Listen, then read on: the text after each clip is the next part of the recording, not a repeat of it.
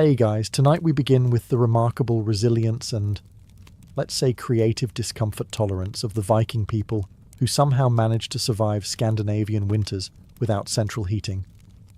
So before you get comfortable, take a moment to like the video and subscribe, but only if you genuinely enjoy what I do here.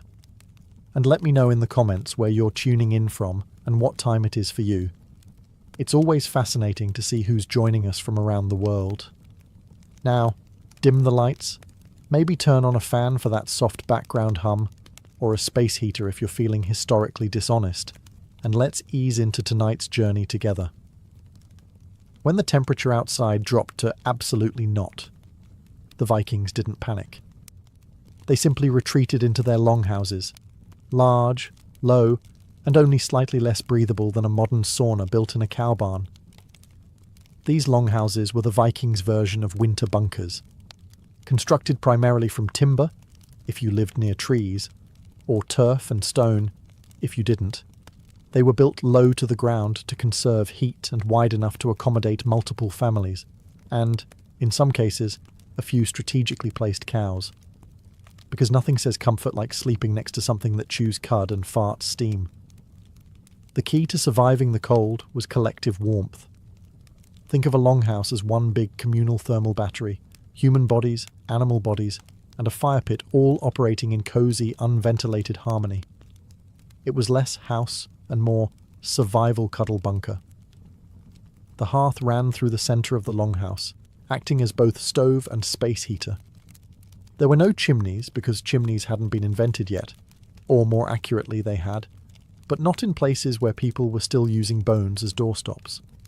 Instead, smoke rose and collected in the rafters, occasionally finding its way out through a hole in the roof or staying right where it was, turning the entire ceiling black and everyone's lungs into wool-lined ashtrays. To modern eyes, Viking homes might seem unbearably smoky, crowded, and oddly intimate. And that's because they were. But for the Vikings, it was the best option short of becoming a snow sculpture. Raised sleeping platforms lined the walls, often stuffed with straw, moss, or whatever was soft and vaguely flammable. Families, and sometimes their goats, all slept in the same space. Not because they loved each other that much, but because warmth wasn't optional, and privacy wasn't invented yet. In short, Viking longhouses weren't comfortable, but they were efficient. They kept people alive during brutal winters, even if they didn't keep them particularly fragrant or rested. Viking fashion was less about runway style and more about not freezing to death before breakfast. If there was one thing the Norse understood better than raiding, it was layering. And not just in a scarf and mittens way. We're talking full-body wool armour, reinforced with fur, leather, and a complete lack of shame. The base layer? Linen, if you were lucky enough to own some. Linen was light, breathable, and good at wicking sweat. Unfortunately, it also tore easily and was expensive to make, which is why most people skipped straight to wool. Lots of wool. Viking men wore tunics over trousers, with leg wraps that were basically ancient thermal leggings. Women wore long woolen dresses layered with aprons and cloaks. Everyone wore belts to keep things together, and pouches to carry whatever was needed. Knives, flint, or maybe a piece of emergency cheese. Cloaks were essential. They were fastened with brooches, sometimes fur-lined, and if you didn't have one, you probably didn't have much time left either. Boots were made of animal hide, often from cattle or seals, and waterproofed using generous amounts of fat. Viking footwear wasn't pretty, but it was grease-sealed and windproof. The only downside, you smelled like a jerky factory. For the really dedicated, intestines were sometimes used to make waterproof layers. Yes, actual animal guts. Cleaned, scraped, dried, and sewn into a kind of proto-raincoat. It wasn't breathable, but it did keep out snow and rain. And no one was going to question your outfit when you were literally wrapped in internal organs. Hats, mittens, and scarves were all standard, often made from felted wool, which was wool beaten until it gave up its structural integrity and became a warm, dense mat. If you didn't own gloves, you stuffed your hands in your cloak and hoped no one noticed your fingers turning blue. When it came to surviving frigid Scandinavian nights, the Vikings had one culinary rule: eat like your life depends on it, because it actually does.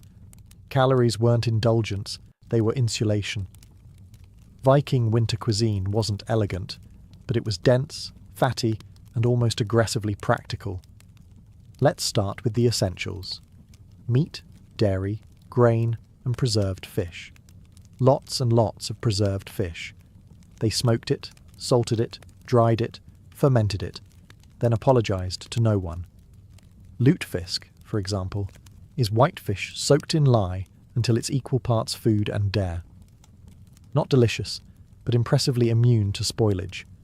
For heartier meals, stews were the go-to. Vikings threw whatever they had into a pot over the hearth: cuts of meat, root vegetables, oats, even sour milk. The longer it cooked, the better. The result wasn't glamorous, but it stuck to your ribs, and possibly to the bowl. Dairy was a year-round staple, but especially critical in winter. Cheese and butter were made during the warmer months and stored for cold season rationing. And not the nice creamy brie sort. Think hard, salty, wheel-shaped pucks of milk-solid survival. Perfect for chewing, trading, or hurling at wolves. They also made skyr, which was sort of a yogurt, sort of a cheese, and definitely a Viking version of "you'll eat it and you'll be grateful." High in protein and incredibly sour, it was the culinary equivalent of a slap to the face, invigorating but confusing. Grains were stored in bulk. Barley and rye formed the basis for flatbreads and porridge. Viking bread was dense, dark, and sometimes baked with crushed tree bark to stretch the flour further. Again, not tasty, but if your blood sugar stayed above freezing, it was doing its job. And finally, alcohol. Ale and mead weren't just for feasts. They were caloric, mildly antiseptic, and deeply comforting when your toes had gone numb. Mead especially made you forget that you lived in a smoke-filled shed with livestock and 6 relatives. And if it tasted terrible, even better, no one would steal your leftovers. When winter hit hard, and in Scandinavia it always did, Vikings turned to their most reliable source of heat: other mammals. Bringing animals indoors wasn't considered odd, it was considered efficient. Chickens, pigs, sheep, goats, and even cattle were invited inside Viking longhouses, not for companionship, but for body warmth. Think of it as medieval central heating powered by mooing. The livestock were usually housed in a section of the longhouse called the byre, essentially the garage meet stable portion of the structure. A low dividing wall kept animals and humans semi-separated. And by semi-separated, we mean close enough to smell, but not close enough to pet without consequences. On brutally cold nights, boundaries blurred. A family might huddle closer to the byre. Children might nap beside a sheep. If the ox was warm and willing, congratulations. That was your pillow now.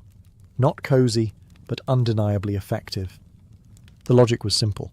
Animals generate heat. A cow can put out as much warmth as a small campfire, and doesn't require kindling.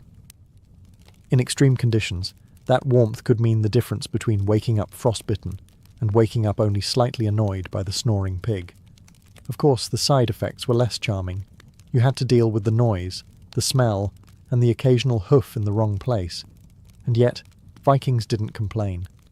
They understood a universal truth: warmth now, dignity later. It wasn't just about heat either. Keeping animals close protected them from theft, predators, and freezing to death outside. Livestock were a family's wealth, food supply, and heating system, all in one shaggy, hay-eating package. In many cases, longhouses were designed with this in mind.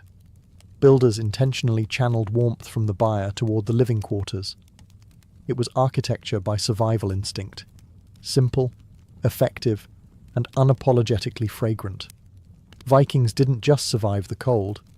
They endured it with a disturbing amount of cheer. When the fire burned low, the goats got cranky, and the smoke turned your longhouse into a barbecue pit, you still had one last defense against the cold: each other. Huddling wasn't just warmth, it was community engineering. Families slept side by side on raised platforms, layered in wool, and whatever scraps of hide weren't being used to patch the roof. Privacy was a myth. Comfort was a rumour. But warmth? That was shared. Children nestled between adults. The elderly were treated like heated relics. Dogs and cats weren't pets. They were thermal devices with whiskers. Everyone packed in, breathing each other's smoky, cabbage-scented air and pretending they couldn't hear Uncle Bjorn snoring like a wounded elk. But this wasn't just physical survival. Winter isolation could rot your mind faster than your toes. That's where Viking humour came in, rough, blunt, and strangely effective. They told sagas and sang songs, often about warriors freezing to death heroically, which somehow made everyone feel better. They roasted each other with sharp wit and zero filter. Nothing beat back seasonal depression, quite like mocking your cousin for falling in the latrine last week. Feasting was another essential morale booster. During midwinter, food that had been hoarded since fall was brought out in generous portions, not just to celebrate Yule, but to remind everyone, hey, we're still alive, and look, we have turnips. Vikings also held games and competitions inside, sometimes including riddles, board games like a kind of proto-chess with more betrayal, or wrestling matches that occasionally knocked over the livestock. The goal wasn't just entertainment, it was distraction, from the cold, the dark, and the very real possibility that spring might never come. But most of all, they survived winter because they expected it to be hard. There was no complaining, no sense of entitlement to comfort. Misery was the default setting. Anything better was a bonus. Insulation, as we know it today, involves fiberglass, foam, or other high-tech materials with catchy brand names and warning labels. The Vikings had no such luxury. Their insulation plan was simple. Shove as much nature into your walls as possible, and hope it holds. A Viking longhouse wasn't a drafty shack by accident. It was by design, sort of. These homes were engineered for heat retention, using whatever materials were available. Timber, if you lived near forests. Turf and stone if you didn't. The walls were thick, sometimes up to a metre, and the idea was to trap heat by any means necessary. Between the logs or stones, they packed moss, straw, mud, or animal hair. Anything fibrous, dense, and vaguely warm-smelling got stuffed into the cracks. It wasn't glamorous, and you probably didn't want to lean against the walls barefoot, but it worked. Roofs were often thatched or, even better, layered with sod, aka literal grass and dirt. This wasn't some eco-hipster design trend. Turf roofs were excellent for insulation, decent at shedding water, and, under the right conditions, occasionally grew weeds or mushrooms. Indoor gardening? Maybe. Accidental salad bar? Possibly. The floor was usually just packed earth, sometimes layered with straw or rushes that were swapped out periodically. And by periodically, we mean whenever the stench could no longer be rationalised as rustic. Windows were rare and small, if they existed at all. Light came from fire or strategically placed smoke holes. Why no big windows? Because glass was expensive, drafts were deadly, and Vikings didn't care much about natural light when it was pitch black outside for 3 months anyway. And yet, this slapdash collection of timber, turf, and biological fluff was surprisingly effective. It turned a longhouse into a slow cooker of communal body heat and goat breath, perfectly capable of withstanding the Scandinavian winter. It wasn't a spa. It wasn't breathable. It probably didn't pass any modern building codes. But it kept Viking families alive, warmish, and just smoky enough to preserve their food and confuse insects. When the fire burned low and the wind howled outside like an angry frost demon, Vikings relied on a time-tested method to survive the night. Sleep like your life depends on it, because it does. Viking sleeping arrangements were less private bedroom and more thermal mass strategy. Whole families, sometimes including distant relatives and whichever livestock weren't feeling well, slept on raised wooden platforms lining the longhouse walls. These beds were topped with straw, moss, or hay and layered in fur, wool, and resignation. There were no sheets, no duvets, no embroidered pillowcases. If it was soft and didn't bite, it went on the bed. Everyone slept in their clothes. Changing into pajamas in sub-zero temperatures was a good way to become a Viking popsicle, so layers stayed on. Boots were sometimes even worn to bed. If that sounds ridiculous, remember, frostbite doesn't care about your dignity. Infants were bundled up and held close. Children were often placed between parents or older siblings, not for emotional bonding, but for pure logistical insulation. It was essentially a family-sized meatloaf of humans and wool. Couples slept together, obviously, but so did anyone who could squeeze in. Modesty was not a priority. Warmth was. If someone's feet wandered a bit, that was called survival, not scandal. Wool cloaks were draped over bodies like medieval thermal blankets. Animal hides, especially from reindeer or bears, added another layer of warmth. If you had a bearskin blanket, you were either very rich or very lucky, or very committed to hunting terrifying things in winter. In wealthier households, or during particularly brutal winters, heated stones or bricks were sometimes placed under bedding.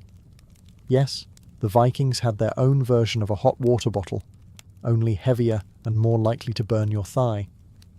And if the fire in the hearth went out during the night, you didn't relight it immediately. You pulled someone closer and muttered something in Old Norse that probably translated to, "Don't you dare steal the fur again." In short, sleeping in a Viking longhouse wasn't glamorous. It was smoky, cramped, and had a 100% chance of snoring. But it worked. In theory, smoke was supposed to drift up and escape through the thatched roof, or a vent near the top of the structure. In practice, it clung to the rafters like an unwanted guest and slowly filtered down into everyone's lungs. You didn't breathe fresh air in a Viking house. You breathed experienced air. By the end of a winter evening, your chest felt like it had smoked a pork shoulder, and so did the pork shoulder. Oddly enough, this wasn't all bad. The smoke helped preserve meats and fish hung from the rafters. It also kept insects and mould at bay. Plus, the constant low-level exposure probably gave every Viking the respiratory system of a Victorian coal miner. Still, the downsides were hard to ignore. Red eyes, hacking coughs, and ceilings stained darker than Odin's mood. Small children and elders likely suffered most, being shorter and therefore closer to the densest layers of smoke. You know, because physics is a jerk. Some families tried to manage this by building raised platforms, or sleeping closer to the ground to avoid the worst of the haze. Others simply powered through, eyes watering as they stirred stew, or tried to find their bed without tripping over a semi-cooked goat. A handful of Viking homes, the upscale kind, had actual smoke outlets in the roof. But for the average Norse family, smoke was just part of the ambience. It warmed you, seasoned your food, and reminded you every single day that fire was both a friend and a flaming health hazard. And if things got too smoky, you opened a door, let in the fresh air, and froze your toes off. When the darkest days of the year rolled in and the sun decided to take a month off, the Vikings turned to an ancient and highly effective survival tool: celebration. You can't freeze to death if you're too busy drinking and yelling around a bonfire. Enter Yule, the midwinter festival that was equal parts religious observance, survival tactic, and excuse to eat everything that wasn't nailed down. It usually began around the winter solstice and stretched for days, sometimes even weeks, depending on how generous the mead supply was. This wasn't just a party, it was a psychological life raft. Yule lifted spirits when morale was scraping the frost-covered floor. It gave people something to look forward to besides not dying. Families gathered, animals were sacrificed, for blessings and for dinner, and great fires were lit to symbolize the return of the sun. These weren't romantic little flames. These were roaring infernos that practically dared the night to come closer. They feasted on preserved meat, drank ale and mead, told sagas, played games, and sometimes, just sometimes, they sang. and not politely either. Viking singing probably sounded like someone trying to charm a thunderstorm with a battle cry. The Yule log, now a quaint dessert or decorative centerpiece, was originally a literal log that burned for days. It was supposed to represent warmth, continuity, and not freezing your family. Practical and symbolic. Very Viking. There were also supernatural concerns. Winter was considered a time when spirits, trolls, and restless ancestors wandered freely, so rituals, charms, and offerings were made to keep the peace, and possibly to convince those spirits not to steal your goat. And yes, a lot of modern Christmas traditions got borrowed from Yule. Evergreens, feasting, gift-giving, dragging dead trees indoors. All Norse approved. But above all, Yule was about enduring together. In a world with no light switches, no vitamin D supplements, and no concept of seasonal depression, the Vikings created joy from scratch, with fire, food, and an unwavering belief that the cold would pass. Because it always did. And when it didn't? Well, at least you went out with a full belly and a story worth retelling. In Viking Age Scandinavia, gold was nice. Silver was better. But wool? Wool was life.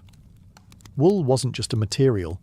It was a Viking's primary weapon against the cold, second only to fire and the occasional cuddle with a sheep.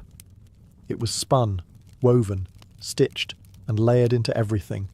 Cloaks, tunics, socks, mittens, underclothes, and blankets. If it could be made from wool, it was. The reason was simple. Wool works.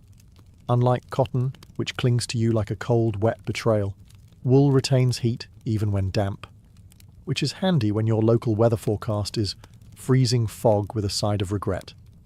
Every household, especially in rural farms, raised sheep, not for cuteness or cheese, but for the glorious, itchy miracle growing on their backs. Spinning wool was a year-round job, usually done by women and children. In winter, it became the closest thing to heating the future. The Vikings didn't do fashion for fashion's sake, but their woolen garments were surprisingly tailored. Tunics were fitted, cloaks were cut to allow mobility. Leg wraps were expertly bound to avoid tripping over yourself mid-blizzard. Form followed function, and warmth followed form. In fact, the quality of your wool said a lot about you. Coarse wool meant you were poor or practical. Soft, tightly woven wool? That was luxury, the Viking equivalent of a cashmere hoodie. Wealthy Vikings could afford dyed wool, sometimes even imported colours like blue or red. Everyone else wore 37 shades of sheep. And don't forget felt, wool that had been soaked, stomped, and abused until it fused into a windproof mat. Vikings used felt for hats, boots, mittens, and occasionally to insulate walls. It was like making fabric from rage and foot sweat, but it worked. Wool garments were patched, repaired, and passed down. Nothing was wasted. Even wool scraps were rewoven into socks or stuffing. A good cloak could last generations, assuming it didn't catch fire, blow away, or get buried with you as part of your going-away outfit. It may sound like a contradiction, but some of the coldest weather people in history were also huge fans of getting even colder, on purpose. Yes, the Vikings had a thing for saunas and ice baths, because why merely survive the cold when you can challenge it to a duel? Viking sweat lodges, called badstoffer, were small huts or pits, built with stone and turf, where hot stones were doused with water to produce steam. You'd sit inside, half naked and sweating like a berserker at a summer feast, while the outside world froze solid. It was a hot, humid, smoky break from the ice-crusted reality beyond the door. Then, and here's the real fun, some Vikings would run straight outside and plunge into ice water or roll in snow, voluntarily, for health reasons.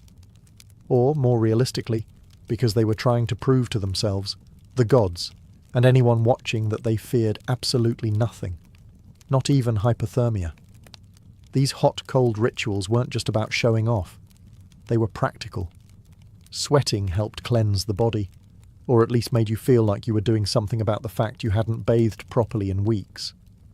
The extreme temperature shifts also boosted circulation, cleared sinuses, and made you temporarily forget you lived in a world without insulation or painkillers.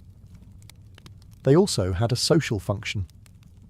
Saunas were communal, meaning families or groups sweated and froze together, sometimes as part of rituals, sometimes just to bond while slowly steaming their regrets. And of course, steam rooms doubled as birthing rooms, healing spaces, and makeshift hospitals. If something needed fixing, heating, or flushing out, the Viking answer was almost always, let's cook it first, then freeze it for good measure. These traditions were so effective they stuck around. In fact, modern Nordic countries still embrace sauna culture, though these days they tend to leave the goats out of it.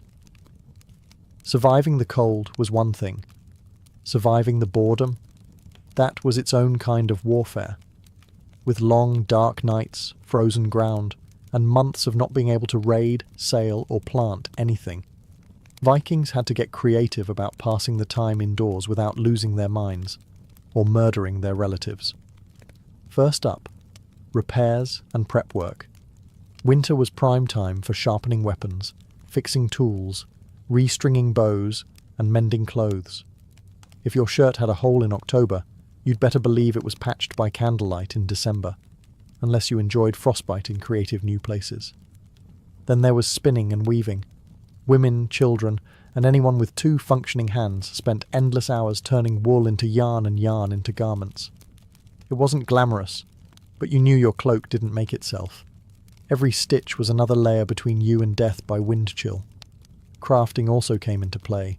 Wood carving, bone tools, antler combs. Winter was when practical turned artistic. The longhouse might look bleak from the outside, but inside, it was a hive of quiet productivity and occasional swearing when someone dropped a needle. Storytelling was the big one. The Vikings didn't have Netflix, but they did have sagas.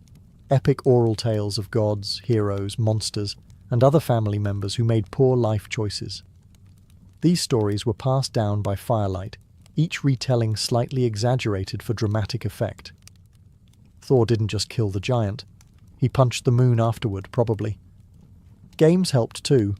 Vikings played board games like Hnefatafl, a strategy game that makes chess look like tic-tac-toe, and dice games that combined luck, bluffing, and possibly a little gambling. Some families also played riddles or staged mock duels when things got really dull. Of course, alcohol helped lubricate all of this. Mead made storytelling funnier, crafting sloppier, and family squabbles slightly more entertaining for bystanders. The Vikings didn't just fight the cold with cloaks, fires, and a questionable relationship with livestock. They fought it with mindset.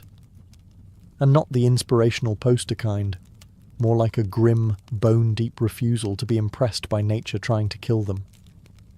For the average Norse person, winter wasn't unexpected or tragic. It was simply part of the calendar, like planting season, or time to raid France again. They didn't dread winter. They prepared for it, expected it, and met it with the emotional equivalent of a shrug. That wasn't an accident. Viking culture trained people from birth to see hardship not as a problem, but as a proving ground. Cold, pain, hunger. That wasn't failure. That was character development. You didn't complain. You endured. Ideally with a stoic grimace and maybe a sarcastic comment about how this was still better than dealing with taxes. This mindset wasn't just cultural, it was spiritual. Norse mythology is filled with frost giants, endless winters, and gods who power through suffering like it's a casual Tuesday. When your belief system includes a literal apocalypse called Fimbulwinter, an endless all-consuming freeze before the world ends, you stop flinching at a little snow. This mental toughness was reinforced socially. Weakness wasn't mocked exactly. It was simply ignored. No one wanted to be the one who couldn't handle the dark. So people kept going. They stayed busy. They joked about the cold. They laughed in the face of despair, then poured another mug of mead and kept sewing their 43rd mitten. Even children were taught to tough it out early. If your fingers were cold, you used your elbows. If your toes were numb, walk faster. If you fell through ice and survived, congratulations. you were now interesting enough to tell stories about. Was it healthy? Probably not. Effective? Absolutely. Modern survival manuals talk about the importance of mindset. The Vikings already knew. They didn't see winter as an enemy to be defeated. They saw it as a test, one they had already passed 100 times before. And that's how they survived the coldest nights. With fire, fur, and a psychological middle finger raised to the wind. If there's one thing the Vikings understood better than most, it was this: no one survives winter alone. You can have the warmest cloak, the fattest goat, and the sturdiest longhouse. But without community, you're just a cold person with great accessories. Viking society was built on interdependence. Families didn't live in isolation. They clustered in farms, villages, or settlements, often made up of extended kin and close allies. When winter hit, this network became your literal lifeline. Food was shared, firewood was pooled. If your roof collapsed, someone helped you fix it. If your child got sick, someone offered herbs, prayers, or at the very least, a sympathetic grunt. This wasn't generosity for generosity's sake. It was survival math. The more people you kept alive through winter, the more hands you had come spring, for farming, sailing, fighting, or just holding back the cows during calving season. Helping others helped yourself, even if that meant sharing your last smoked fish with a cousin you didn't particularly like. During midwinter feasts like Yule, this bond was reinforced with food, storytelling, and low-grade drunken philosophy. These weren't just parties, they were social glue, keeping morale intact and reminding everyone they weren't facing the darkness alone. Even resource storage reflected this mindset. Communal granaries, meat cellars, and smokehouses weren't uncommon. If one family's supplies ran out, others pitched in. Not because it was polite, but because winter was long, and one weak link in the chain could drag down the entire group. Justice and leadership played a role too. Local chieftains, or godi, priests and legal leaders, were responsible for maintaining order, but also making sure no one froze in a ditch. Their reputation depended on their ability to manage both law and logistics. A respected leader was one who could settle a dispute and organize firewood collection. There was also, of course, peer pressure. If you tried to hoard food or skip your chores, your neighbours would notice. And in Viking society, getting judged by the entire village was just slightly worse than death. At the end of it all, the snow, the darkness, the livestock snoring in your bed, one truth remained. The Vikings didn't just survive winter. They turned it into a proving ground. Every layer of wool, every puff of smoke, every grim joke around the hearth was part of a cultural blueprint designed for one purpose: endurance. Winter wasn't an obstacle. It was an opponent. And the Vikings? They trained year-round for the match. They adapted constantly. If the longhouse was too draughty, they patched it with moss. If the stew was thin, they made it thicker with turnip. If the nights dragged on for weeks, they filled them with stories, games, rituals, and the occasional impromptu wrestling match between cousins. No central heating? Fine. They built fire pits. No waterproof gear. They invented it out of sheep and stubbornness. No antidepressants. They had sagas, mead, and the kind of dark humour that makes seasonal depression afraid to show up. And while other civilizations slowed down in winter, the Vikings used it to get stronger. Weapons were repaired. Children were trained. New ideas were shaped around the fire. When the ice thawed, these people didn't stumble blinking into the sun. They came out ready. Ready to plant crops, build ships, make alliances, or sail across oceans to places warmer, richer, or simply worth looting. Winter didn't weaken them. It hardened them, made them leaner, meaner, and more inventive. Their success didn't come from magic or divine insulation. It came from a relentless, often smoky commitment to survival by any means necessary. Whether that meant sleeping under a goat, steaming in a hut, or eating yogurt that doubled as industrial sealant, they did it. And they did it together. Abraham Lincoln was born on February 12, 1809, in a one-room log cabin on the edge of the Kentucky wilderness, a place where survival was never guaranteed, and education was an afterthought. His father, Thomas Lincoln, was a hard-working but uneducated farmer and carpenter. His mother, Nancy Hanks Lincoln, was quiet, gentle, and literate, a rarity on the frontier. Together, they lived in near poverty, scratching out a life from thin soil and thick woods. The cabin itself had no windows, no floor, and certainly no bookshelves. Abraham's world, for much of his early life, was one of candlelight, silence, and endless labour. He would grow up chopping wood, carrying water, and wearing clothes that were more patch than fabric. There was no formal schooling in those early years. In fact, Lincoln would later estimate he had less than a single year of proper education in his entire life. But he had something more powerful, a restless mind and an aching hunger to learn. When Nancy Hanks died in 1818, possibly from milk sickness, Abraham was only 9 years old. Her death left a void in the boy's life that would never truly close. She had been his emotional anchor, the one who saw something different in him. After her burial, which was done by hand in the forest behind their farm, young Abe whittled a wooden marker himself. It was rough, crude, and soaked with tears, but it said everything. He remembered her. A few months later, Thomas remarried a widow named Sarah Bush Johnston. Unlike the stereotypical wicked stepmother, Sarah brought warmth, books, and structure. She recognized Lincoln's intelligence and encouraged his curiosity. Between chores, he devoured everything he could get his hands on: Aesop's fables, Robinson Crusoe, the Bible. If he couldn't get a book, he'd write his own thoughts with charcoal on wooden shingles. This boy, barefoot and bone-thin, with a face too serious for his age, was already forging something within himself. The world hadn't given him much. No money, no connections, no ease. But he had a fire inside that couldn't be smothered. And in that tiny cabin in the Kentucky woods, Abraham Lincoln began the long, improbable climb toward greatness. As Lincoln grew into his teenage years, life on the frontier didn't soften. If anything, it hardened. His family moved again, this time to the dense, swampy forests of Indiana. Every day was a battle against the elements, clearing trees, ploughing thick clay soil, and surviving brutal winters with little more than a hearth fire and hope. But while his body was moulded by the axe and the land, his mind remained somewhere else entirely.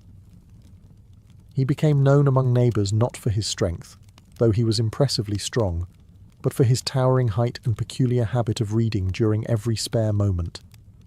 He'd carry books while walking, recite Shakespeare by memory while tending fences, and sit under trees scribbling thoughts into the margins of whatever scrap paper he could find. His humour began to develop too. Dry, observational, often self-deprecating. He was the odd one, the gangly teen who quoted Jefferson, while others traded hunting stories. Lincoln had an awkward social presence. He was shy but talkative, strange yet magnetic. When he did speak, people listened. They couldn't help it.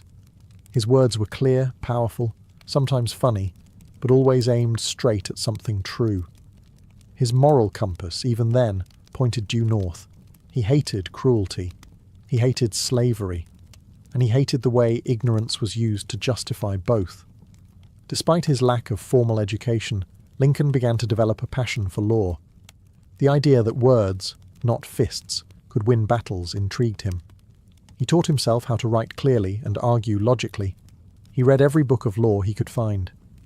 At night, others might be drinking or gambling. Lincoln would be in a dim room, reading Blackstone's commentaries by candlelight. By his early 20s, he left home for good. He worked as a flatboatman on the Mississippi River, witnessing firsthand the horrors of the slave trade in New Orleans. Those images would stay with him, seared into his conscience. When he returned, he moved to New Salem, Illinois, and began to reinvent himself. He taught himself grammar, joined the local debating society, and, through sheer force of will, began the long march toward becoming a lawyer. He had no diploma, no degree, no pedigree, just a belief that knowledge was power and that it could be carved, like everything else in his life, with effort, vision, and a little bit of pain. By the time Abraham Lincoln became a lawyer, he was already a legend in central Illinois, not because of prestige, but because of presence. He wasn't the kind of man who walked into a room and demanded attention with expensive clothes or polished charm. He was often rumpled, his trousers too short, his coat ill-fitted. But when he stood to speak, people leaned in. He had something more valuable than fashion: clarity, honesty, and relatability. Lincoln's legal career was unconventional. He didn't attend law school. He read law books borrowed from generous attorneys and passed the bar exam through self-study. Once admitted, he took to the 8th Judicial Circuit, a vast network of rural courts that he travelled by horseback, sometimes for weeks at a time. The roads were mud in the spring, dust in the summer, and ice in the winter. He slept in taverns, log cabins, and under the stars. But he loved it. What set Lincoln apart in court wasn't just his logic. It was his empathy. He could connect with jurors in a way polished lawyers never could. He'd speak plainly, paint vivid stories, and treat even the smallest farmer or poorest widow with respect. One farmer said, "He makes you feel like he's one of us, not above us." And that was the truth. Lincoln never forgot where he came from, and he never pretended to be anything he wasn't. But he wasn't soft. In court, when a case mattered, when he believed in it, he was relentless. His speeches could be slow, even awkward, but they built momentum. He'd lay facts like bricks, one after another, until the opposing side crumbled under their own contradictions. His cross-examinations were gentle traps. He'd lull witnesses into comfort, then spring a question that shattered their testimony. Over time, Lincoln became known as Honest Abe. It wasn't a campaign slogan. It was earned. He returned fees if he thought a case was unjust. He refused to represent clients who lied. And when other lawyers cut corners, he simply walked away. His reputation grew as a lawyer who understood the law and the land. But behind the scenes, another fire was smouldering. Politics. The law had taught him how people worked. Now he wanted to help change the system they lived in. And as slavery crept further into the national conversation, Lincoln's quiet conscience was about to roar. Lincoln's first real foray into politics wasn't exactly meteoric. In 1832, at just 23 years old, he ran for the Illinois state legislature and lost. But failure didn't discourage him. If anything, it clarified what he needed to do: listen more, learn more, and meet people where they were. 2 years later, he tried again and won. In Springfield, the new capital, Lincoln quickly became known for his measured speeches, dry wit, and moral conviction. He didn't shout, he didn't scheme, but when he stood up in the State House and spoke, people remembered it. He wasn't interested in cheap victories or flashy slogans. His goal was deeper: understanding the machinery of law, society, and justice. Lincoln aligned himself with the Whig Party, a group that believed in modernization, infrastructure, and limiting executive power. But even as a Whig, he remained cautious about ambition. He often joked about being too ugly for politics. He read voraciously, debated energetically, but never seemed to lust for power the way other men did. If anything, politics seemed to be a burden he accepted rather than chased. During his 4 terms in the Illinois legislature, Lincoln built alliances with farmers, merchants, and other lawyers. He wasn't the loudest in the room, but often the most trusted. He developed a reputation for being principled, especially regarding slavery. Though he wasn't yet calling for abolition, he firmly opposed the expansion of slavery into new territories. He called it unjust, immoral, a national hypocrisy. In 1846, Lincoln made the leap to national politics, winning a seat in the U.S. House of Representatives.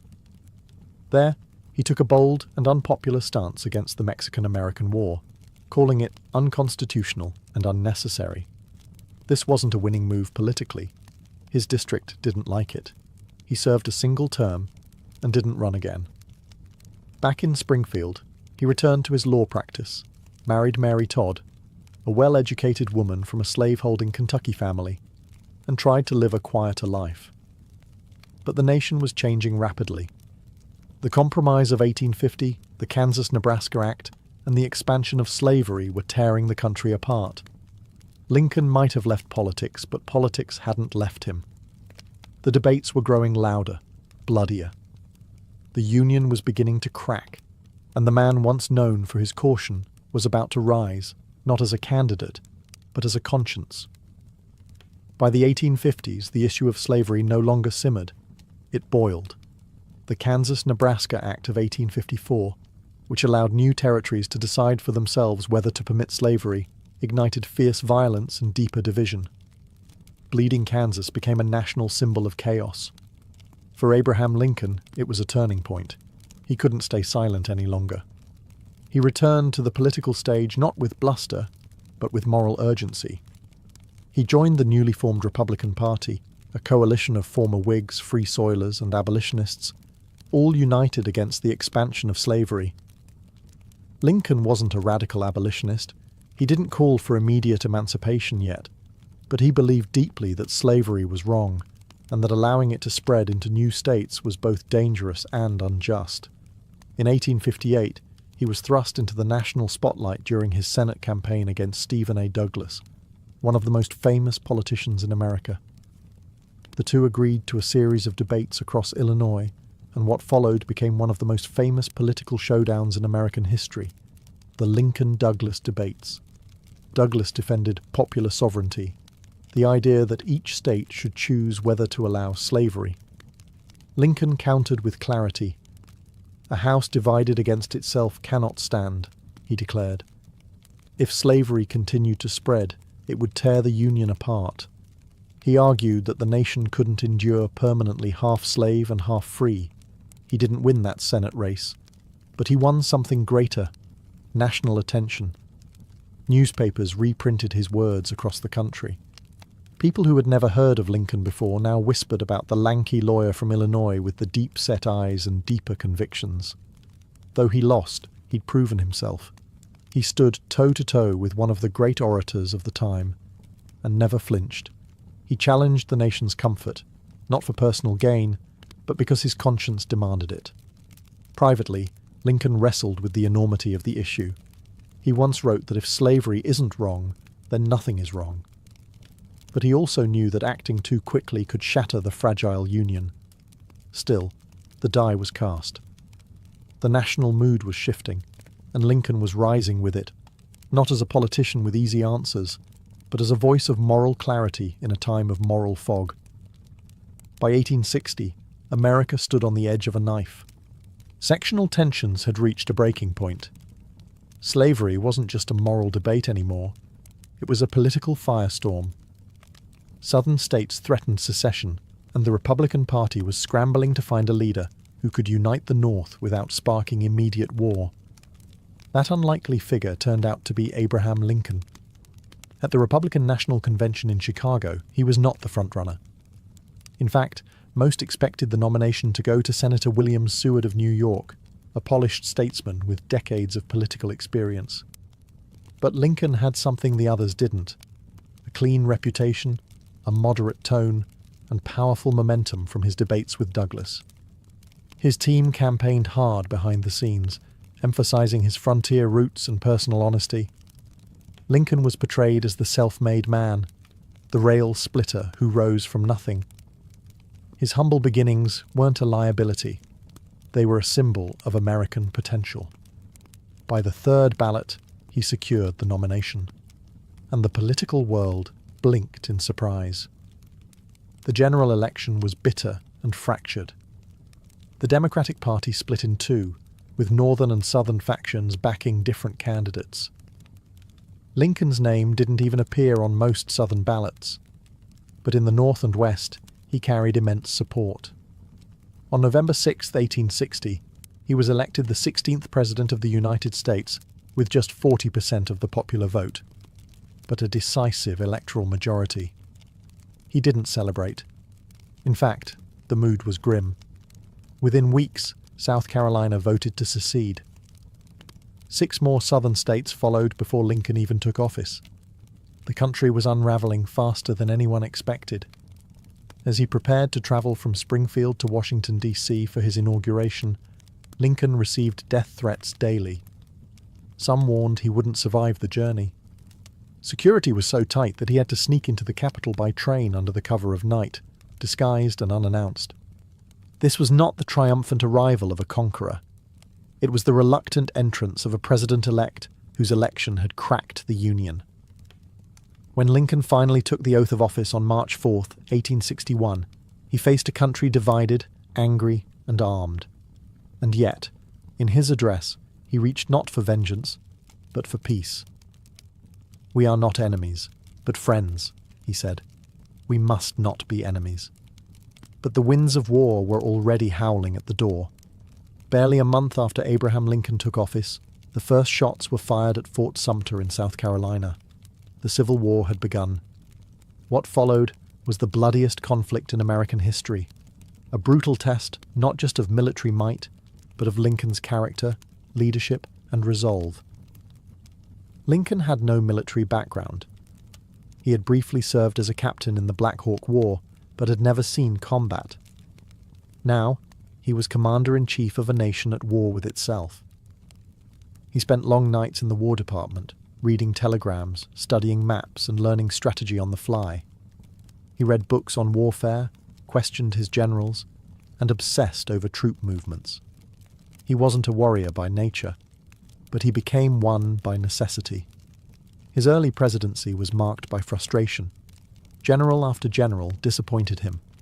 George McClellan, in particular, had the loyalty of the troops, but the caution of a man afraid to fight. Lincoln, exasperated by delays and excuses, once asked, "If General McClellan does not want to use the army, I would like to borrow it for a while." But Lincoln's real genius wasn't just in battlefield decisions. It was in vision. He understood that this war wasn't just about states' rights or secession. It was about the very soul of the nation. Could a country built on liberty survive half enslaved? At first, Lincoln moved cautiously on slavery, fearing that aggressive abolition would push border states into the Confederacy. But as the war dragged on and casualties mounted, his thinking evolved. The moral issue and the military one became inseparable. Slavery, he concluded, was the engine of the Confederate economy and morale. If it wasn't destroyed, the rebellion would never die. On January 1, 1863, he issued the Emancipation Proclamation, declaring all slaves in Confederate-held territories free. It didn't free everyone overnight, but it changed everything. The war was no longer just a fight to preserve the Union. It was a fight for human freedom.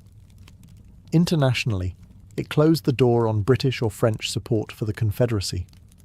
Domestically, it gave black men the moral and legal justification to join the Union Army, which thousands did, fighting for a country that had long denied them citizenship. Lincoln had transformed from the log cabin lawyer into a wartime president wielding not only authority, but moral thunder. As the war dragged into its 4th year, Lincoln bore its burden alone at the top, thinner, greyer, and visibly aged. Every day brought fresh casualty lists. Towns became graveyards. He received letters from grieving mothers and wives, each demanding to know why their sons and husbands had died. And though he never fought on a battlefield, Lincoln carried the war in his eyes and on his shoulders. His cabinet was a mix of political rivals, men who once ran against him and didn't always respect him. But Lincoln managed them like a maestro, balancing ambition with purpose. He didn't rule by fear or force.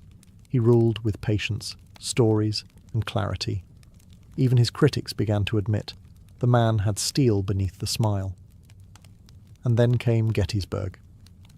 The battle in July 1863 was a turning point. Over 50,000 men were killed, wounded, or missing in 3 days of horror. Months later, Lincoln travelled to Pennsylvania to deliver a short speech at the new cemetery. It wasn't meant to be headline-making, just a few words of reflection. But in just 272 words, he rewrote the purpose of the war. that this nation, under God, shall have a new birth of freedom, and that government of the people, by the people, for the people, shall not perish from the earth. The Gettysburg Address wasn't grandiose. It was restrained, reverent, and eternal. And it made clear that this war wasn't just about unity. It was about redemption, remaking the nation into what it had always claimed to be. As the 1864 presidential election loomed, Lincoln faced deep opposition. The war was still raging, and his support was crumbling. Even within his own party, there were calls to replace him on the ticket. Many believed he'd lose to Democrat George McClellan, the very general he had fired. But as Union victories mounted late that year, especially General Sherman's capture of Atlanta, momentum swung back in Lincoln's favor. He was re-elected with a decisive margin. Still, Lincoln didn't gloat.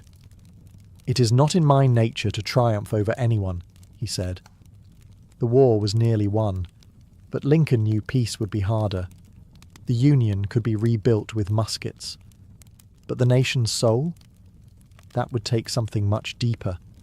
Mercy, vision, and healing. By early 1865, the Confederacy was collapsing. Cities fell one after another. Richmond, the Confederate capital, was burning. General Robert E. Lee's army was running out of supplies, soldiers, and time. And yet, Lincoln showed no joy. Victory for him was never about punishment. It was about restoration. In his second inaugural address, delivered on March 4, 1865, Lincoln spoke not as a conqueror, but as a moral philosopher. "With malice toward none, with charity for all," he said, "with firmness in the right as God gives us to see the right, let us strive on to finish the work we are in." These were not the words of a politician looking to crush his enemies. They were the words of a father trying to save his broken family. On April 9th, Lee surrendered to Ulysses S. Grant at Appomattox Courthouse. The war was over. The Union had been preserved. Slavery, through the ratification of the 13th Amendment, had been abolished. For the first time in centuries, the nation took a trembling step toward the ideals it had professed in 1776. But just as the country exhaled, tragedy struck.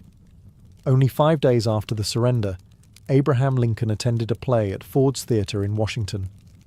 In the middle of the performance, actor and Confederate sympathizer John Wilkes Booth crept into the presidential box and shot Lincoln in the back of the head. He died the next morning, April 15th, 1865. The nation mourned like never before.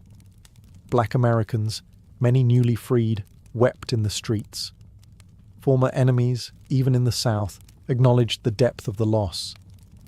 He had been their best hope for reconciliation, a man who never saw politics as war and never let hatred take root in his heart. Lincoln didn't live to see Reconstruction or to heal the wounds his presidency had helped expose. But his death transformed him from a leader into a symbol of freedom, unity, and the painful price of moral progress.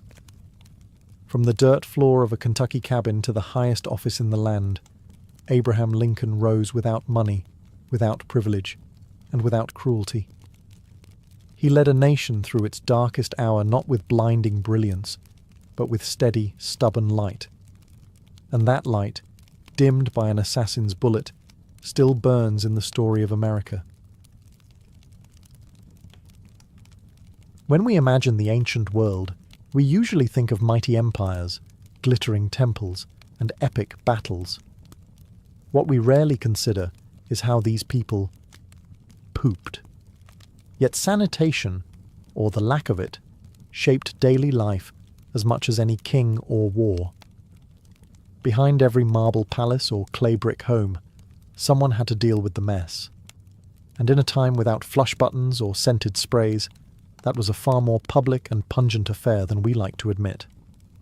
Toilets, in the ancient world, weren't just about comfort. They were about survival. Human waste carries disease, and when it's poorly managed, as it often was, entire communities suffered. Dysentery, cholera, and parasitic infections were frequent, invisible killers. In cities without sanitation, waste flowed through the streets, soaked into wells, and clung to sandals. But in places that took sanitation seriously, something remarkable happened. Life expectancy rose, plagues lessened, and urban centres flourished. Surprisingly, some of the world's oldest civilizations developed systems that wouldn't look entirely out of place today. The Indus Valley cities had street-wide drainage and brick toilets. The Minoans built ceramic pipes and flushing mechanisms. The Romans?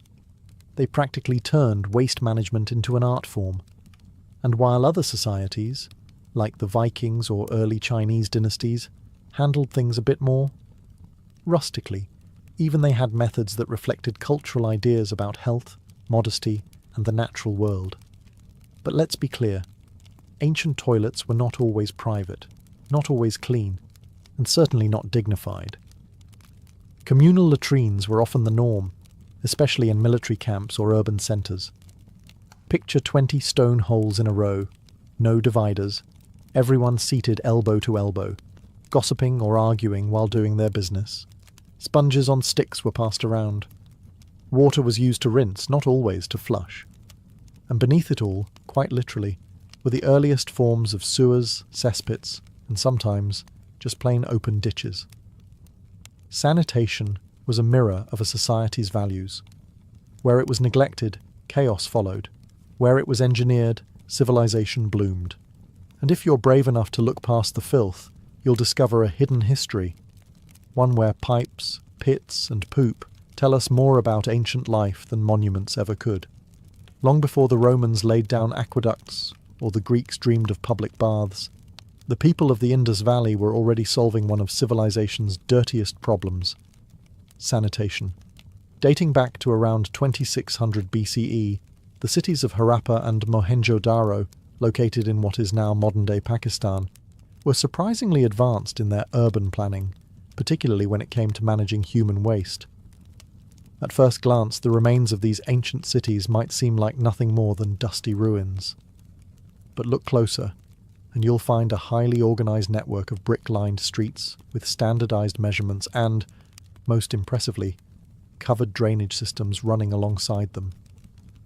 Yes, while much of the world was still digging holes in the ground, the Indus people had figured out how to keep their cities flowing and their homes clean. Each house, even modest ones, had a small room designated for washing, often featuring a squat-style toilet or bathing area connected to a vertical chute. This chute funneled waste into a covered brick drain outside, which then joined larger public sewers. These were not rudimentary ditches. They were engineered, with inspection holes, gradients, and even brick baffles to catch solids. Some scholars suggest that waste from wealthier homes was flushed using jars of water, gravity doing the rest. And the genius didn't stop at toilets. The Indus system also separated stormwater from waste. Public wells dotted the streets, and while we can't say for sure how water safety was ensured, the very presence of sanitation infrastructure implies a high regard for public health, rare for its time. But perhaps most stunning of all, the lack of palaces or temples in these cities. The Indus people were apparently more concerned with equality and urban function than divine monuments, and their toilet systems reflect that: practical, widespread, and surprisingly democratic. Sadly, much about the Indus civilization remains mysterious. Their writing system is still undeciphered, and we don't know exactly why their cities eventually declined. But their toilets, the silent brick channels buried beneath their feet, still speak volumes. In an age when many empires ruled through spectacle, the Indus chose something quieter, cleaner, and arguably more civilized. While the Indus Valley engineered underground sewers, the ancient Egyptians approached sanitation with a different lens, one steeped in ritual, status, and a deeply held belief in physical and spiritual purity. For them, cleanliness wasn't just about avoiding disease. It was a form of worship. In the Nile-fed civilization of ancient Egypt, bathing was an essential daily routine, especially for the wealthy. Homes of the elite often featured small limestone basins or bathing rooms where servants would pour water for washing. Oils, natron, a natural salt, and perfumed ointments were commonly used, and hair removal was routine. But when it came to toilets, things got a little more practical. Toilets in ancient Egypt ranged from simple pits lined with sand to more refined limestone or wooden seats placed above ceramic pots. These pots were emptied by servants or slaves and dumped far from living quarters, ideally into the desert. In wealthier homes, these seats might be tucked away in private quarters, hinting at the growing association between sanitation and status. Public sanitation, however, was virtually non-existent. Streets in cities like Thebes or Memphis were often soiled, and while waste was sometimes used as fertilizer in rural areas, it wasn't always managed responsibly in urban centres. Instead, the focus remained on personal cleanliness. Priests, for example, were required to bathe multiple times a day, shave their bodies, and avoid impurities. They couldn't enter temples without ritual washing, which sometimes included enemas, not for health reasons, but as spiritual preparation. Interestingly, tombs of pharaohs and nobles occasionally included toilet stools among their grave goods. It seems the ancient Egyptians expected that even in the afterlife, one would still need to do their business, and do it with dignity. The Egyptians also made early attempts at pest control. Amulets, spells, and ointments were used to ward off flies and other carriers of disease. In this way, cleanliness straddled the physical and the mystical. In short, while Egypt didn't develop large-scale sewer systems, it pioneered a cultural emphasis on hygiene. Their obsession with purity influenced medicine, religion, and daily life. And though their toilets may have been simple, their ideas about cleanliness were anything but. While most of Bronze Age Europe was squatting over pits, the Minoans of Crete were flushing. Yes, flushing. Over 3,500 years ago. The Minoan civilization, which flourished from roughly 2000 to 1400 BCE, developed one of the most sophisticated plumbing systems in the ancient world.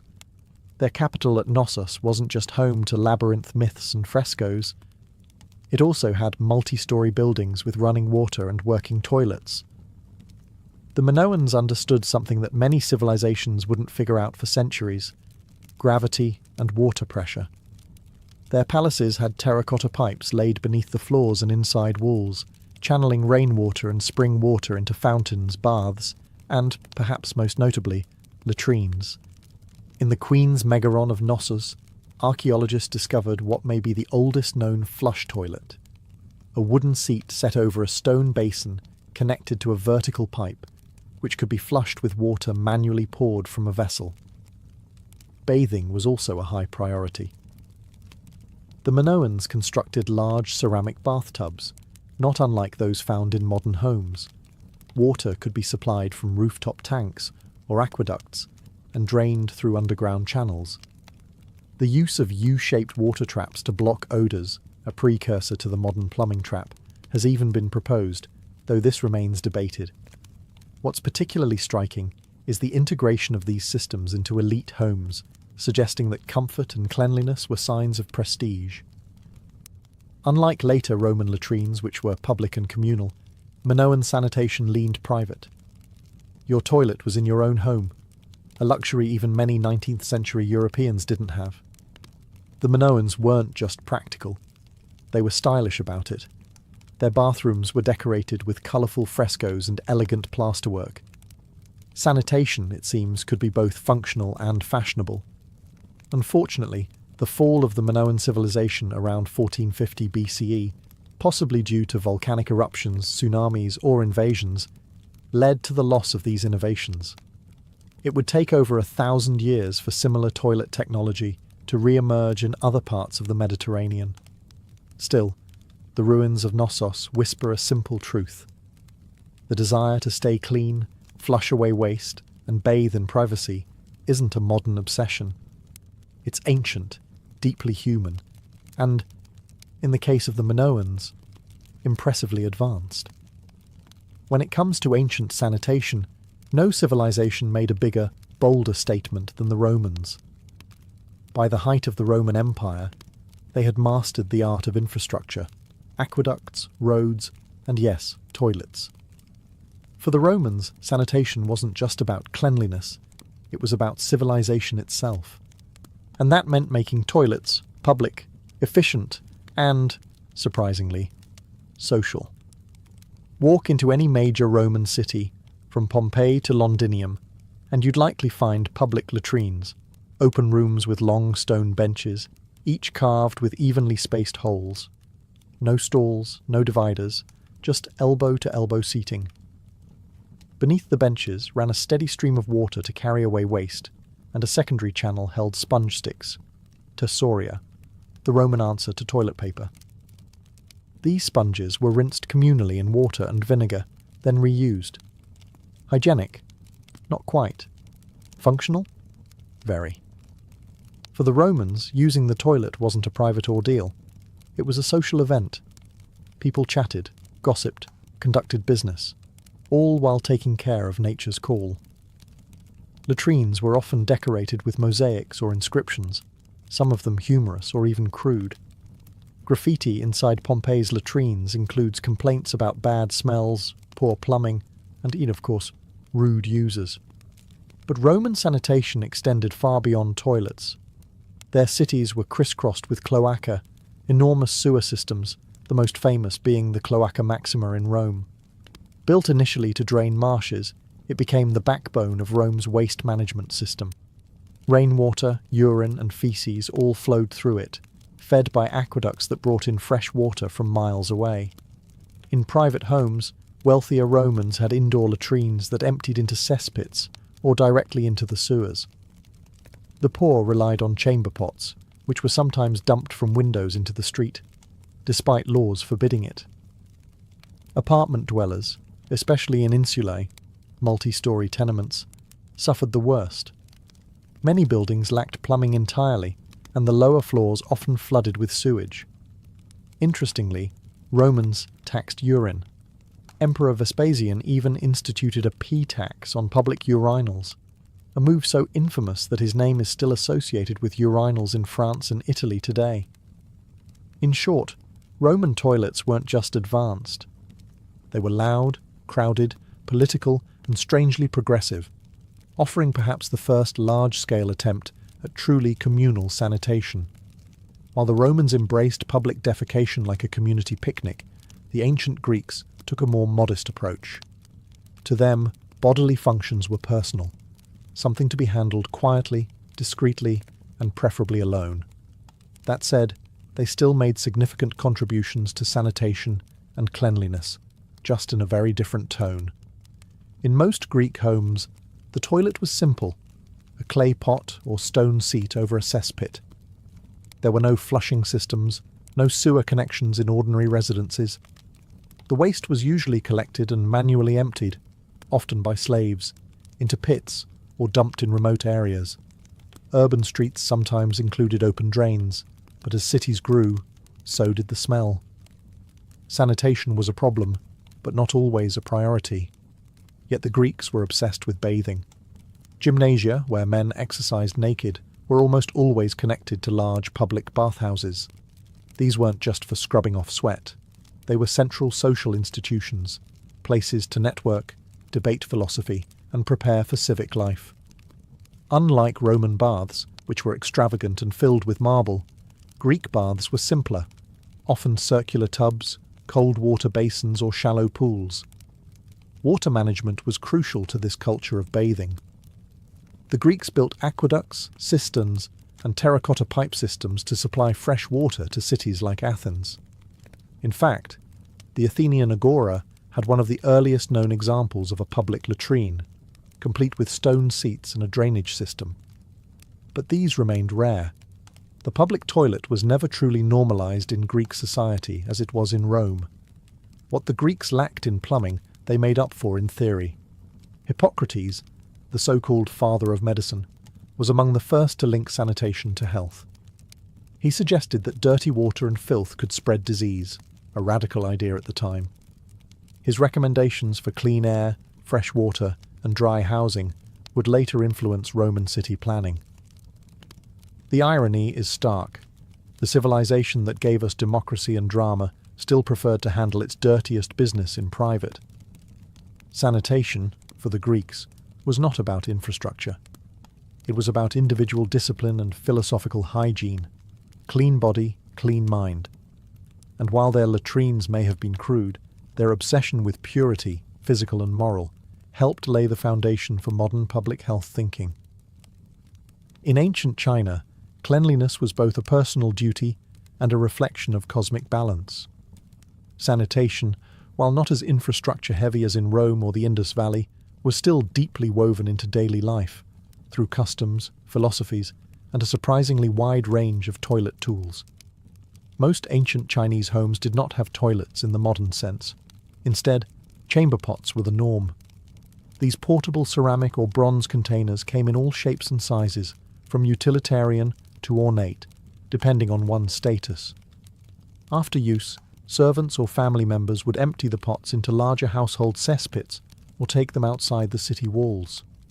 Some rural families used human waste, known as night soil, as fertilizer, a practice that continued for centuries. Public toilets did exist, especially in larger cities like Chang'an or Luoyang. These communal facilities were often basic pits or troughs, with wooden platforms to sit or squat on. Interestingly, some of these toilets had privacy screens, a courtesy not often found in ancient Rome. Waste from these locations was usually collected and reused in agriculture, which, while efficient, also carried risks of contamination and disease. Toilet paper, or something very close to it, may have originated in China. As early as the 2nd century BCE, people were using soft papers, often discarded writings, for hygiene. By the 6th century CE, scholars recorded the use of paper specifically for cleaning after defecation. The elite preferred silk scraps or bamboo spatulas washed between uses. Yes, you read that correctly. Polished bamboo sticks were among the earliest reusable wiping tools. Sanitation wasn't just physical, it was spiritual. Influenced by Confucian ideals of order and respect, and Taoist beliefs in harmony and purity, hygiene was linked to self-discipline and balance. Excrement, though natural, was seen as a pollutant, something to be swiftly removed and never discussed in polite company. Imperial households took this to the extreme, with specially appointed eunuchs managing waste disposal in complete secrecy. Despite the lack of underground sewers, ancient China maintained fairly clean urban centres thanks to meticulous human labour, cultural taboos, and a well-organised system of waste collection. It wasn't glamorous, but it worked.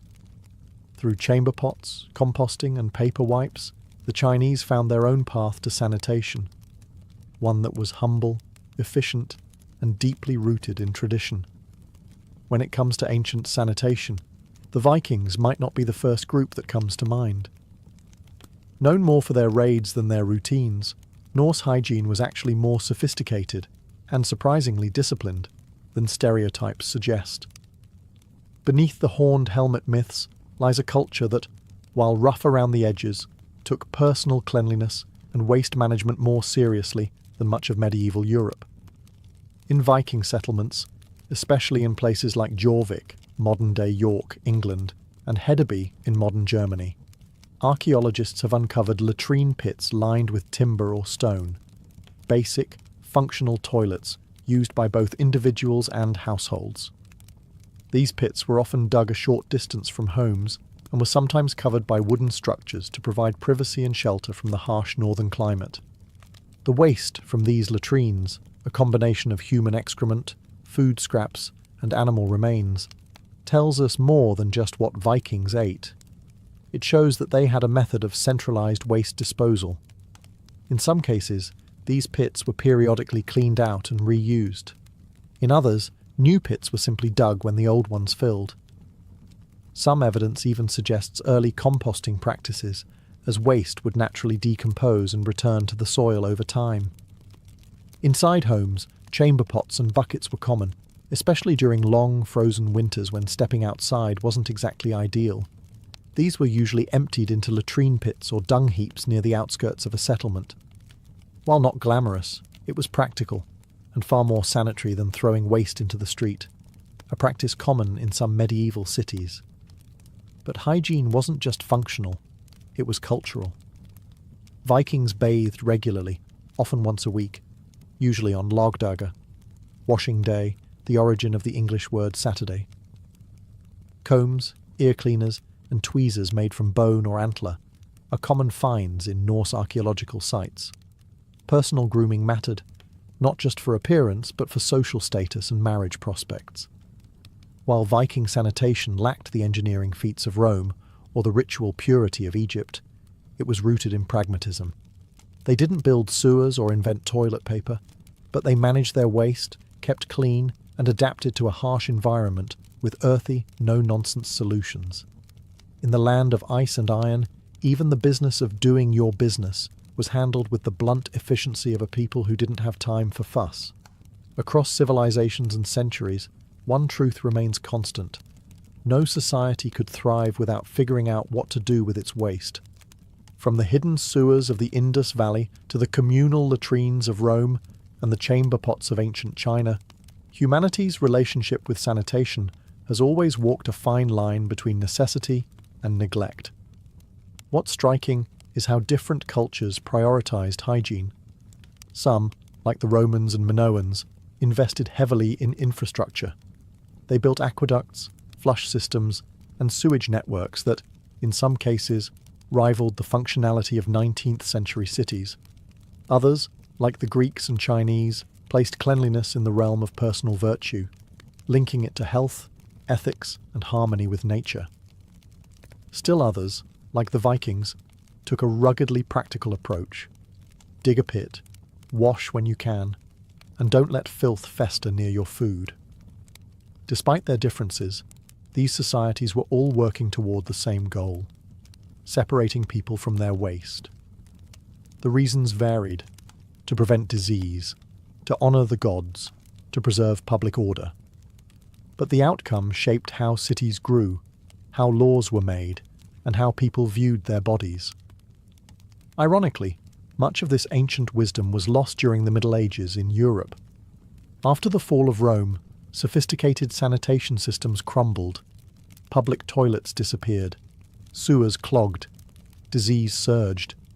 It would take centuries and multiple plagues for urban planners to revisit ideas the ancients had already mastered. And yet, traces of ancient sanitation still remain today. The word latrine comes from the Latin latrina. The modern flush toilet owes a distant debt to Minoan gravity systems. Even our use of paper in the bathroom was foreshadowed by the Chinese over 1,000 years ago. What feels modern is, in many cases, just rediscovered. Sanitation, often overlooked in historical narratives, is a quiet backbone of civilization. It doesn't inspire poems or monuments, but without it, cities collapse, populations suffer, and even empires can fall. So next time you walk into a restroom and enjoy the luxury of privacy, plumbing, and maybe even scented soap, remember, you're standing on the shoulders of generations who tried, failed, and sometimes succeeded in figuring out how to keep the filth at bay. And that, perhaps, is civilization's most underrated achievement.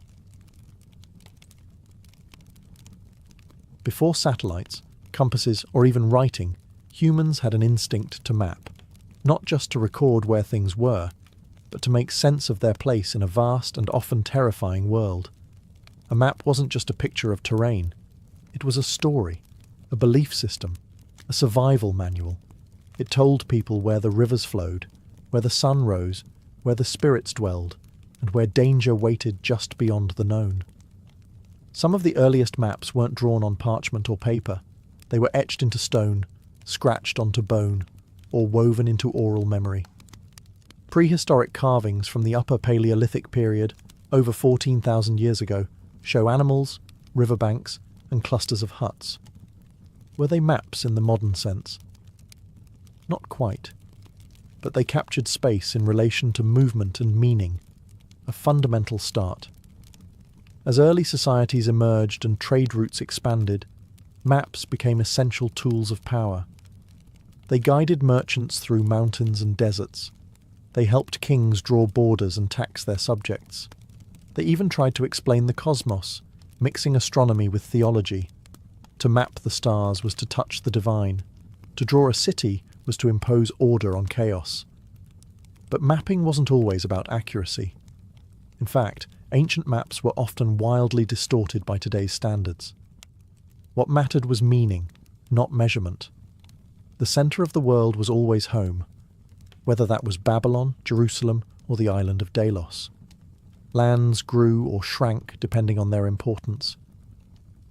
Unknown regions were filled with fantastical beasts or labelled simply, "Here be dragons." Some cultures didn't even use flat maps at all.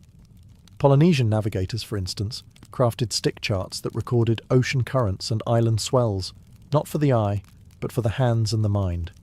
These weren't meant to be read like modern maps, but felt and memorized through ritual training. The instinct to map, to visualize space, time, and position, is deeply human. Whether carved in clay, painted on walls, or sung in chants, maps helped ancient people connect with their environment, their gods, and each other. And while their methods varied wildly, their goal was always the same: to find their place in a mysterious and shifting world. In the cradle of civilization, amid the temples and ziggurats of ancient Mesopotamia, the Babylonians began carving the first known maps into clay. These weren't just practical tools for land ownership or city planning. They were cosmic documents, attempts to impose order on a chaotic world by capturing it in cuneiform lines and symbols. One of the most famous examples is the Imago Mundi, a clay tablet dated to the 6th century BCE, now housed in the British Museum. It's often cited as the oldest known world map. At just 6 inches across, it's a tiny window into the Babylonian universe. At its centre sits Babylon itself, shown as a rectangle, surrounded by a circular landmass representing the known world. The Euphrates River cuts through the middle, and various cities, mountains, and regions are labelled in cuneiform. Beyond the world is a bitter river, likely the ocean, and then mysterious triangular islands, each with mythological descriptions. These weren't real places. They were symbolic zones of chaos and danger, the outer limits of what could be known. To the Babylonians, mapping wasn't just geographic, it was spiritual. The heavens were mapped just as carefully as the earth. Babylonian astronomers tracked planetary movements, lunar cycles, and eclipses with stunning precision, all inscribed onto clay tablets with reed styluses. These celestial records weren't only scientific, they were used to predict omens and divine the future. The map of the sky was a guide to fate. On a more local scale, land surveys were common and practical. Clay tablets from as early as 2300 BCE record detailed plots of farmland, with notes on boundaries, irrigation canals, and ownership. These were the tools of bureaucrats, tax collectors, and priests. Precision mattered here, not for navigation, but for managing wealth and resources. Babylonian maps reveal a people obsessed with structure, not just physical, but metaphysical. They mapped the world as they understood it, with themselves at the centre, surrounded by rivers, enemies, gods, and mysteries. These maps weren't just records. They were expressions of belief, power, and a desire to make the unknowable a little more knowable. While the Babylonians mapped the world with mythic rings and cosmic rivers, the ancient Egyptians turned their attention to something far more grounded, the land itself. In the floodplains of the Nile, mapping wasn't abstract. It was about control, survival, and the sacred geometry of a kingdom that stretched from desert cliffs to delta marshes. The Egyptians didn't produce world maps in the Babylonian sense. Instead, their cartography was deeply practical. Every year, the Nile flooded, erasing boundary markers and farmland divisions. To restore order, surveyors, called harpedonapte, used ropes, measuring rods, and sighting tools to redraw the grid. This wasn't a one-time ritual, it was an annual necessity. Mapping became a state function, tightly controlled by temple scribes and royal officials. Surviving papyri show maps of remarkable precision. One of the oldest known is the Turin papyrus map, dating to around 1160 BCE. It's not decorative or mythological. It's a mining map, a literal layout of wadis, hills, and gold-bearing regions in the eastern desert. Streams, roads, quarry sites, and annotations in hieratic script mark distances and mineral types. This was a working map for officials and labour crews, not something hung on a palace wall. But Egyptian maps weren't entirely devoid of symbolism.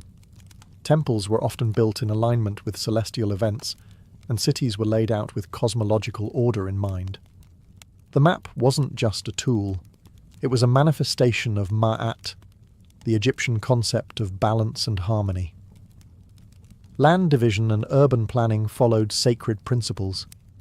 Even pyramids and tombs were oriented with mathematical and astronomical precision. In religious texts, we also find conceptual maps of the underworld, such as those in the Book of the Dead or the Amduat. These spiritual maps depicted the journey of the soul through 12 hours of night, guarded by serpents, gods, and gates. They weren't navigational, but they were cartographic in spirit, guiding the deceased through the terrain of eternity. Egyptian cartography, then, was a blend of bureaucracy and belief. Whether measuring a farmer's plot or charting the afterlife, maps were instruments of divine order. They weren't just about finding one's way on earth. They were about ensuring alignment with the gods. The Greeks didn't invent maps, but they revolutionized how maps were thought about. For the first time in recorded history, space wasn't just described. It was measured, calculated, and reasoned. Geography transformed from a practical necessity into an intellectual pursuit, one that would lay the groundwork for modern cartography. Enter Anaximander, a philosopher from Miletus, who in the 6th century BCE is credited with creating one of the first conceptual maps of the world. Though the original has been lost, sources describe it as a circular disk, with land masses like Europe and Asia spread around a central Mediterranean. It was symbolic, yes, but it also marked a break from mythic cosmologies. Anaximander was attempting to represent the physical world in a rational format. Then came Hecataeus, who refined these early ideas and expanded them through travel and inquiry. His map was accompanied by a geographical text called Periegesis, which detailed lands, customs, and peoples. But it was Claudius Ptolemy, centuries later, who would change the game entirely. Ptolemy's Geographia, written in the 2nd century CE, was a masterwork of Greek science. It contained detailed instructions for map-making, a list of over 8,000 place names with coordinates, and a grid-based system of latitude and longitude, long before GPS was even a dream. He also introduced projections to represent the curved Earth on a flat surface, an idea that still challenges modern cartographers. Greek maps weren't just practical tools, they were also windows into how the Greeks saw the world. The oikoumene, the inhabited world, was surrounded by oceans and barbarian lands, but the Greeks placed themselves at the intellectual centre. The further from Greece, the more distorted the geography, reflecting both limited knowledge and cultural bias. Interestingly, Greek thinkers also wrestled with the idea of a spherical Earth. Eratosthenes, working in Alexandria in the 3rd century BCE, calculated the Earth's circumference using little more than shadows, geometry, and a stick. He was remarkably accurate, off by only a few hundred miles. Greek cartography was more than drawing lines. It was about decoding the Earth's shape, size, and place in the cosmos. With math, logic, and ambition, the Greeks turned maps from myth into science, and the world would never look the same again. If the Greeks gave us the theory of cartography, the Romans gave us its full military and logistical application. The Roman Empire wasn't just held together by laws and legions. It was stitched into one unit by a vast and meticulously maintained road network. And to keep it functioning, the Romans created some of the most practical and powerful maps of the ancient world. Unlike Greek maps, which aimed to describe the shape of the earth or explore the heavens, Roman maps were grounded in movement. They were tools of control, expansion, taxation, and supply. At the center of it all was the phrase, "All roads lead to Rome." And for the Romans, that wasn't a metaphor. It was a mapping philosophy. Perhaps the most famous Roman map is the Tabula Peutingeriana, a 4th century CE copy of a much older Roman road map. It's not geographically accurate in the modern sense. Land masses are stretched and distorted, but it serves its purpose perfectly, showing routes, stops, distances, and connections across the empire, from Britain to India. Imagine a modern subway map, where spatial accuracy is sacrificed for clarity of movement. That's Roman mapping in a nutshell. Way stations, or mansions, were marked at regular intervals, complete with distances in Roman miles. These maps allowed military commanders, merchants, and messengers to travel efficiently across thousands of kilometers. They knew where to change horses, where to rest, and how long it would take to reach the next city. The empire became navigable, not just in the field, but on parchment. In addition to road maps, the Romans also commissioned cadastral maps, highly detailed records of land ownership and boundaries, used for taxation and legal disputes. Some were carved in bronze and posted in public places, so citizens could see exactly who owned what. Control of land was control of power, and the Romans understood that with brutal clarity. Interestingly, the Romans showed less interest in mapping the whole earth or the heavens. Their focus was always on what could be conquered, travelled, or taxed. The map wasn't a cosmic vision, it was a spreadsheet with roads. And yet, by making the empire legible, Roman maps created something enduring, a sense of shared space, of belonging to something bigger than your town or tribe. It was cartography as empire, functional, detailed, and ruthlessly efficient. While Roman maps emphasized roads and administration, ancient Chinese cartography pursued a harmony between territory, governance, and the cosmos. In China, maps were never just geographical tools. They were political documents, philosophical statements, and celestial mirrors. To map the land was to understand one's place under heaven and to rule it properly. Some of the earliest known maps in China date back to the 4th century BCE, discovered in tombs like the one at Mawangdui. These silk maps show rivers, roads, and military positions, not drawn to scale, but incredibly detailed for their time. They weren't made for travellers. They were buried with the dead, perhaps to guide the spirit or to demonstrate the deceased's command of territory. By the Han dynasty, 206 BCE, 220 CE, cartography had matured. Officials used maps to govern the empire's vast provinces, record taxation zones, and plan military campaigns. Surveying tools like the groma and sighting instruments helped measure land with surprising accuracy. Some Han maps even included coordinate grids, centuries before they appeared in the West.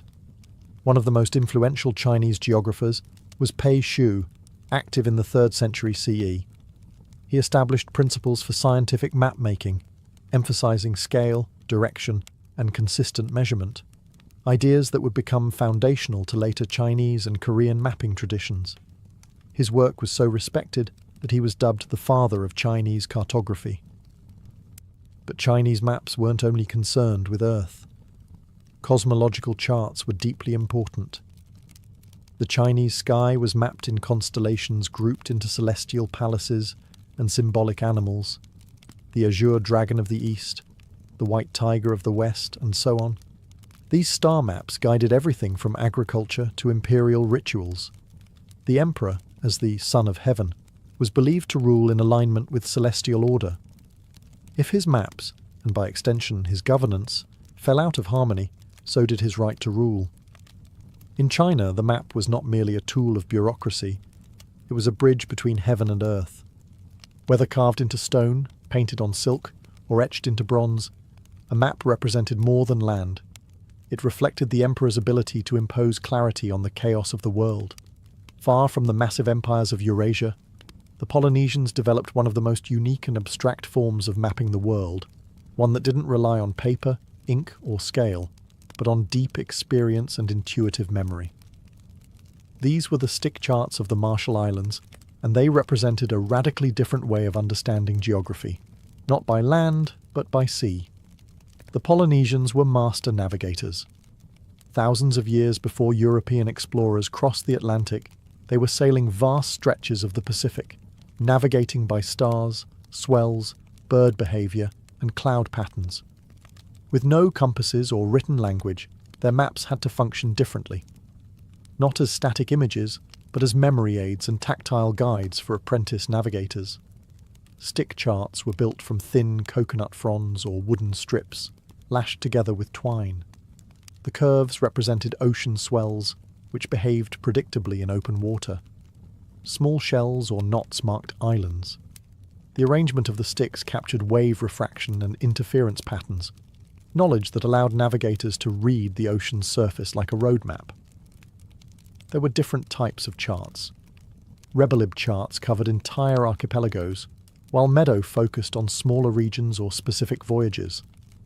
Then there were matang, abstract teaching tools used to explain wave behavior near islands. These weren't meant to be carried on voyages. Instead, they were studied, memorized, and internalized. A skilled navigator could cross hundreds of miles using only their senses and what they'd learned from the stick chart. To the untrained eye, these maps looked like broken ladders or art installations. But to a Polynesian wayfinder, they represented deep ecological knowledge, built not from conquest or geometry, but from a close and respectful relationship with nature.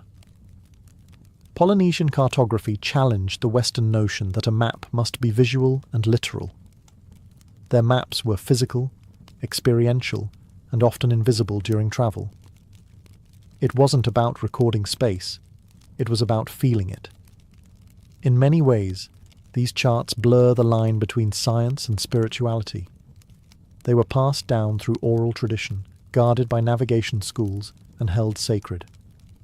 And in an ocean that could swallow even the boldest sailor, they helped the Polynesians find their way, not just across water, but through memory, rhythm, and ancestral knowledge. As the ancient world gave way to the medieval era, maps began to shift from scientific observation to symbolic interpretation. In many parts of the world, especially in Europe, cartography became more about representing spiritual truths and less about physical accuracy. The result? Maps filled with monsters, paradise, demons, and a worldview where the centre of geography was often the centre of belief. One of the most iconic medieval map types is the TO map, which dominated European thinking from the early Middle Ages to the Renaissance. These maps depicted the world as a circle, the O, divided by a T into three parts, Asia on top, Europe to the lower left, and Africa to the lower right. Jerusalem often sat at the centre, reinforcing the religious heart of the known world. East was usually at the top, not north, because that's where the Garden of Eden was believed to be. These maps weren't meant for navigation. They were theological tools, reinforcing a Christian cosmology where the world's geography aligned with biblical history. Lands were labelled with the names of Noah's sons, and the unknown regions, beyond the edges, were populated by monstrous races, people with dog heads, feet like umbrellas, or faces in their chests. The further from Jerusalem, the stranger things got. But not all medieval maps were purely symbolic. Some, like the Tabula Rogeriana, created by Arab geographer al-Idrisi in the 12th century, combined empirical observation with artistic flair. Commissioned by a Norman king in Sicily, this massive silver map was based on interviews with travellers, traders and sailors from across the Muslim and Christian worlds. It was far more detailed and practical than its European counterparts, and it placed south at the top, a common feature in Islamic cartography. Meanwhile, Jewish, Indian and Buddhist traditions also produced conceptual world maps, not focused on navigation, but on metaphysical structure. Mount Meru, for instance, featured as the cosmic axis in many Indian and Tibetan maps, surrounded by symbolic continents and divine realms. These medieval maps remind us that mapping isn't just about where things are, it's about what people believe the world means. In an age where the horizon still held terror and mystery, the map wasn't just a guide, it was a mirror of the soul. As the world grew larger in the minds of humans, so too did our desire to capture it, not only to get from point A to B, but to understand who we are, where we came from, and what surrounds us. Ancient maps, with all their flaws, distortions, and symbols, laid the foundation for the modern world's obsession with space, borders, and precision. What ties all ancient maps together is not accuracy, but intention. Babylonian tablets weren't meant to help you find a street. They showed the spiritual structure of the universe. Egyptian maps helped tax collectors and priests maintain divine order in a landscape governed by floods and gods. Greek maps introduced scale, geometry, and the bold idea that the world could be measured. Roman road maps stitched a vast empire together, helping legions, messengers, and merchants move like clockwork. Chinese maps fused astronomy with governance, always striving to reflect harmony between heaven and earth. Then there were the outliers. The Polynesian stick charts, tactile and abstract, showing that not all maps had to be seen. Some were meant to be felt and remembered. And the medieval religious maps filled with beasts and paradise, which told viewers not just where the world was, but what it meant. Even the flaws in ancient maps are informative. They show us what mattered to a culture, what was centered, what was feared, what was sacred. These maps remind us that geography is never neutral. It reflects priorities, power, myth, and memory. The Greeks put themselves in the middle. So did the Chinese. So did the Europeans. Everyone was the center of their own world. Today, with satellite imaging and digital precision, we can chart the planet down to the last meter. But the core impulse behind cartography remains the same as it was thousands of years ago. The human need to orient ourselves in something larger than ourselves. Whether it's a papyrus scroll, a clay tablet, or a glowing phone screen, every map answers the same ancient question. Where am I?